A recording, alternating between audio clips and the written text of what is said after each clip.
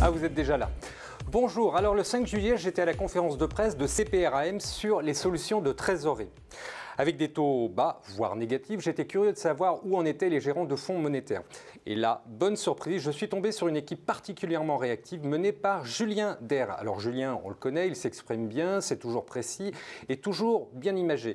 Il a fait 3 constats. 1. La zone euro est la seule à afficher des taux négatifs, avec un peu le Japon, pas facile donc d'y trouver du rendement. 2. Actuellement, et malgré des taux négatifs, les flux obligataires vont beaucoup plus vers le monétaire que vers les actions. Et 3. C'est pas fini pour le monétaire court terme. Loin de là. Mais la bonne surprise vient aussi de ces 2 gérantes qui l'accompagnaient. Il y avait Anne-Charlotte Ducos, c'est la jeune fille que vous voyez à l'image, elle gère CPR Cash. Alors elle est passée par le trading et elle s'exprime très bien. En fait, ce qu'elle dit, c'est qu'elle ne regarde plus le rendement, mais la pente. Le gain potentiel se situe là où la courbe est la plus pentue sur le court terme. On oublie la stratégie buy and hold qui avait très bien marché après 2008. Maintenant, on travaille la pente et les arbitrages de devises, dollars, sterling, etc.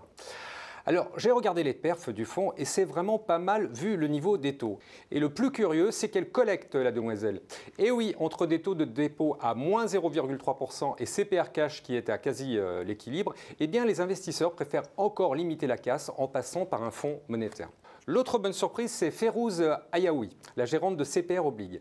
Elle aussi ne mise plus sur le rendement, mais sur la pente. Elle nous a très bien expliqué la situation sur le marché et pourtant, on a tout fait pour la distraire. Regardez, c'était visiblement son anniversaire et on est venu lui apporter un gâteau avec une bougie.